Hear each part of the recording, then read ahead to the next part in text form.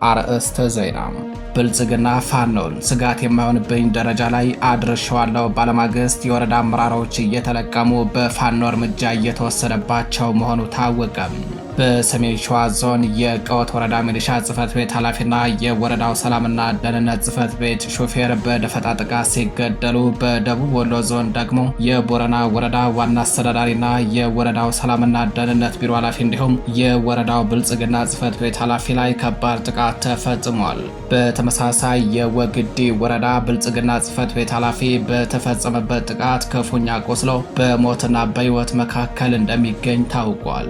መረጃዎቹን በዝርዝር አጠናቅረናቸዋል፣ የምታደምጧቸው ይሆናል። በሌላኛው መረጃችን ጠዶት ሚካኤል ላይ የጥላት ኃይል አልቋል። በምስራቅ አማራ ቀጠና መርሳ ዙሪያ ልዩ ቦታው ጠዶት ሚካኤልን እንደ ምሽግ ተጠቅሞ ንጹሃንን ሲገድል የነበረው የአገዛዙ ኃይል በተወሰደበት የረቀቀ እርምጃ ሙሉ በሙሉ መደምሰሱ ተሰምቷል። ምሽጉ ሲደመሰስ የተቀረጸውን ምስል አስደግፈን ይዘን ቀርበናል፣ ታደምጡታላችሁ።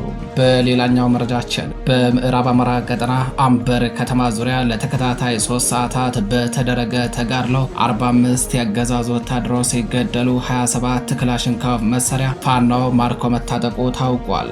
ፋኖ ልዩ የጦር ስልቱን ተጠቅሞበታል በተባለው በዚህ ውጊያ ከተገደሉ የአገዛዙ ወታደሮችና ከተማረከው መሳሪያ በተጨማሪ 22 የጠላት ወታደሮች መቁሰላቸው ታውቋል። በተመሳሳይ አገዛዙ በፋኖ የተገደሉ የመከላከያ ሰራዊት አስከሬንን ልብሳቸውን አውልቆ ፋኖን ገደልኩ በሚል የበሬ ወለደ ስራ እየሰራ መሆኑም ተሰምቷል። መረጃውን በዝርዝር አጠናቅረነዋል። በሌላኛው መረጃችን በደቡብ ጎንደር ሀገረ ስብከት በላይ ጋይንት ወረዳም የፈለገ ፀሐይ በቅሎ አግት ጨጨሆ መድኃኔዓለም ቤተክርስቲያን ዝግ ሙዳየ ምጽዋት በመከላከያ ሰራዊት ዘረፋ እንደተፈጸመባቸው ተሰምቷል። ወታደሮቹ ከሙዳየ ምጽዋቱ በተጨማሪ የቤተክርስቲያኗን ታሪካዊ ቅርሶችንም ዘርፋው መውሰዳቸው ነው የታወቀው። መረጃውን በዝርዝር አጠናቅረነዋል። ሰላም ጤና ይስጥልኝ። የተከበራችሁ የመረብ ሚዲያ ቤተሰቦች እንደምን አረፈዳችሁ፣ እንደምን ዋላችሁ። ከመረብ ሚዲያ እነዚህንና ሌሎች መረጃዎችን አጠናቅረን ይዘን ቀርበናል። አብራችሁን ቆዩ።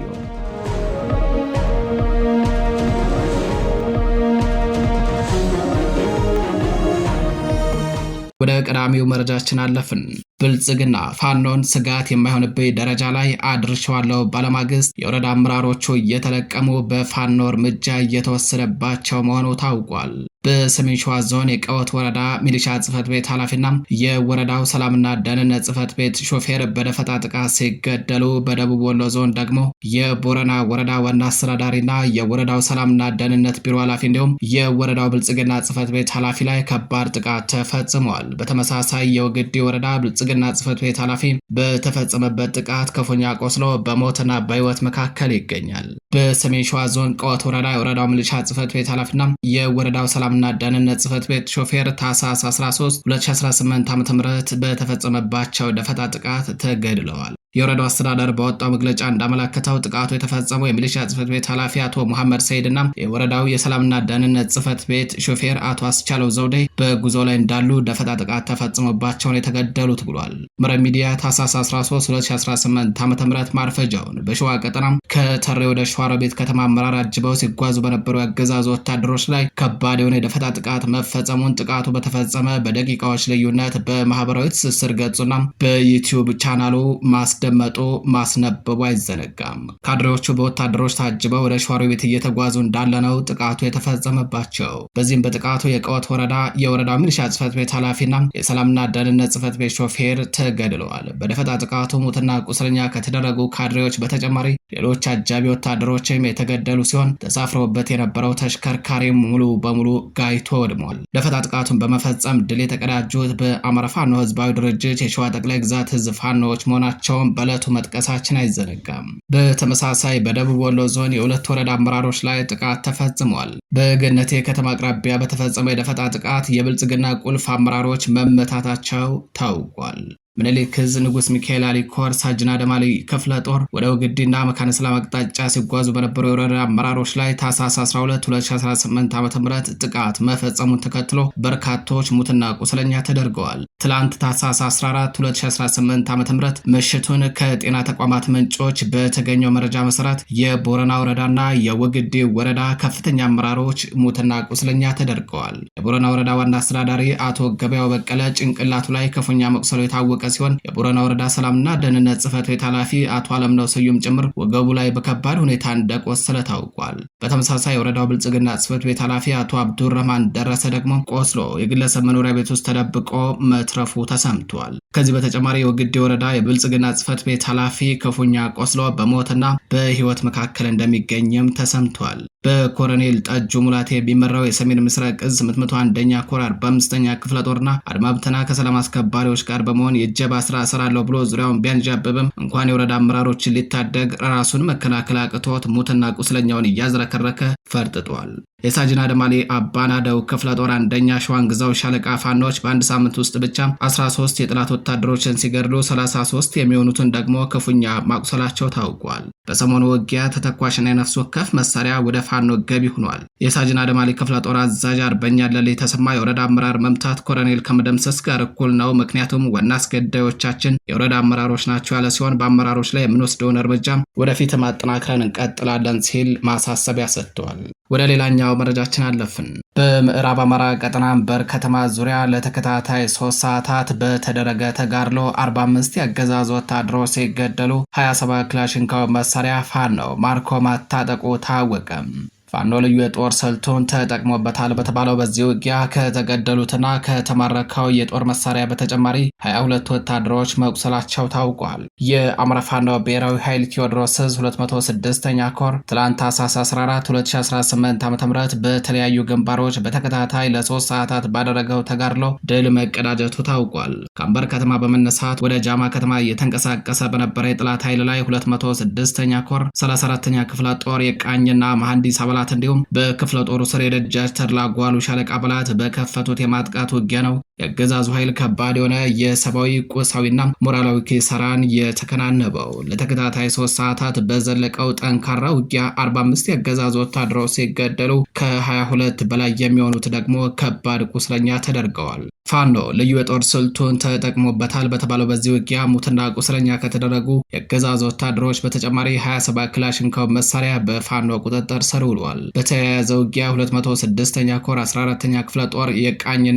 መሐንዲስ አባላት ከሌሎች የክፍለ ጦሩ ሻለቃዎች ጋር በመቀናጀት ከደብረ ኤልያስ ተነስቶ ማርዘነብ ከተማ እየተጓዘ በነበረ የጠላት ኃይል ላይ በፈጸሙት ጥቃት ተመሳሳይ ድል ያገኙ ሲሆን የአረመኔው ሰራዊት ከፍተኛ ኪሳራን አስተናግደው 23 አስከሬን ተሸክመው ተመልሷል። አገዛዙ በፋኖ የተገደሉ የመከላከያ ሰራዊት አባላትን ልብሳቸውን አውልቆ ፎቶ በማንሳት በማህበራዊ ሰራዊቱ በኩል ፋኖን ገደልን በሚል የበሬ ወለደም ሐሰተኛ መረጃ እያሰራጩ አምሽተዋል። ወደ ሌላኛው መረጃችን አለፍን። ጠዶት ሚካኤል ላይ የጠላት ኃይል አልቋል። በምስራቅ አማራ ቀጠና መርሳ ዙሪያ ልዩ ቦታው ጠዶት ሚካኤልን እንደ ምሽግ ተጠቅሞ ንጹሃንን ሲገድል የነበረው የአገዛዙ ኃይል በተወሰደበት እጅግ የረቀቀ እርምጃ ሙሉ በሙሉ ተደምስሷል። ከመርሳ በቅርብ ርቀት የሚገኘው ጠዶት ሚካኤልን እንደ ምሽግ በመጠቀም ሞርተርና ድሽቃ እንዲሁም መድፍና ሌሎች ከባባድ መሳሪያዎችን ተክሎ የዘፈቀደ ተኩስ በመክፈት ንጹሃንን ሲገድል ሀብት ንብረት ሲያወድም የነበረው የጠላት ብልጽግና ቡድን ወታደራዊ ኃይል አይቀጡ ቅጣት ተቀጥቷል። የብልጽግናን ዕድሜ ለማራዘም እየተላላከ የሚገኘው ራሱን መከላከያ ሰራዊት ብሎ የሚጠራው የመንደር ዱርዬ ስብስብ መስጂድንና ቤተክርስቲያንን እንደ ሁነኛ ምሽግ በመጠቀም ከጀመረም ዋላ ደር ብሏል። ፋኖም እነዚህ ቅዱሳን ስፍራዎችን የሚያረክሱ ጸረ ሃይማኖት፣ ጸረ ህዝብና ጸረ ሰላም ኃይሎችን የማጽዳት ኃላፊነቱን በሚገባ እየተወጣ ይገኛል። ጠዶት ሚካኤል ላይ የሆነው እጅግ ጥንቃቄና ከነፋስ የቀደመ ፍጥነት የተሞላበት ነው በተባለው ማጥቃት ቅዱሱ የሃይማኖት ስፍራ ጸድቷል። የጠላት ኃይል ሙትና ቁስለኛውን አዝረክርኮ ወደ መርሳ ሸሽቷል። የተከበራችሁ አድማጭ ተመልካቾቻችን በጠዶት ሚካኤል ውጊያ የተደመሰሱ በርካታ ቁጥር ያላቸው የአገዛዙ ወታደሮችን አስከሬን በቴሌግራም ገጻችን ለጥፈነዋል። በተመሳሳይ ተንቀሳቃሽ ምስልም በቴሌግራም ገጻችን አስቀምጠናል። የዩቲዩብ ህግ ስለማይፈቅድ በዚህ ለመልቀቅ አልቻልንም። ወደ ሌላኛው መረጃችን አለፍን። ታላቁና ታሪካዊው ደብር ጨጨሆ መድኃኔዓለም በመከላከያ ሰራዊት ተዘረፈም። በደቡብ ጎንደር ሀገረ ስብከት በላይ ጋይንት ወረዳ የፈለገ ፀሐይ በቅሎ አግት ጨጨሆ መድኃኔዓለም ቤተክርስቲያን ዝግ ሙዳየ ምጽዋት በመከላከያ ሰራዊት ዘረፋ እንደተፈጸመባቸው ተሰምቷል። ነፍሰ ጡር እናቶችንና ህጻናትን በአሰቃቂ ሁኔታ መግደል፣ የ8ና የ9 ዓመት ታዳጊ ልጆችን ሳይቀር ሴቶችን በደቦ መድፈር፣ አዝመራ ማውደም ልዩ መገለጫቸው ነው። መከላከያ ሰራዊቱ ከደቡብ ጎንደር ዞን ካቢኔዎች ጋር በጋራ በመሆን በታላቁና በታሪካዊ ደብር ጨጨሆ መድኃኔዓለም ቤተክርስቲያን ላይ ፍተሻ በሚል ሰበብ ተጓዥ መንገደኞች ለደብሩ የሚሰጡትን ምጽዋትን ጨምሮ በዘግ ሙዳይ ምጽዋት የተቀመጠውን ገንዘብና ሌሎች የቤተክርስቲያኗን ሀብት ንብረት መዝረፋቸውን የዓይን እማኞች ገልጸዋል። ወታደሮቹ ከሙዳይ ምጽዋቱ በተጨማሪ የቤተክርስቲያኗን ታሪካዊ ቅርሶችንም ዘርፈው መውሰዳቸውን የታወቀው በ5ኛው ክፍለ ዘመን እንደተመሰረተች የሚነገርላት ቤተክርስቲያኗ ከ2 ዓመታት በፊት አገዛዙ ከህወሓት ጋር ባደረገው ጦርነት የመድፍ ጥቃት ተፈጽሞባት የነበረ ሲሆን አሁን ደግሞ በመከላከያ ሰራዊቱና በዞኑ ካድሬዎች የተቀናጀ የዘረፋ ጥቃት ተፈጽሞባታል። የቀድሞ ነገስታቶች በስጦታና በእጅ መንሻነት ለቤተክርስቲያናት የሰጡትን የወርቅና ሌሎች ውድ ስጦታዎችን ቤተክርስቲያኗ እስከዛሬ ጠብቃ ያቆየ ሲሆን እነዚህ ውድ ስጦታዎች በአገዛዙ ወታደራዊ አዛዦች እየተመዘበሩ በዓለም አቀፍ ገበያዎች ላይ መቅረባቸው ሲዘገብ መቆየቱ ይታወቃል። የተከበራቸው የመረብ ሚዲያ ቤተሰቦች ለዛሬ ታህሳስ 15 2018 ዓ.ም የእኩለ ቀን መረጃዎቻችን እነዚህን ይመስላሉ።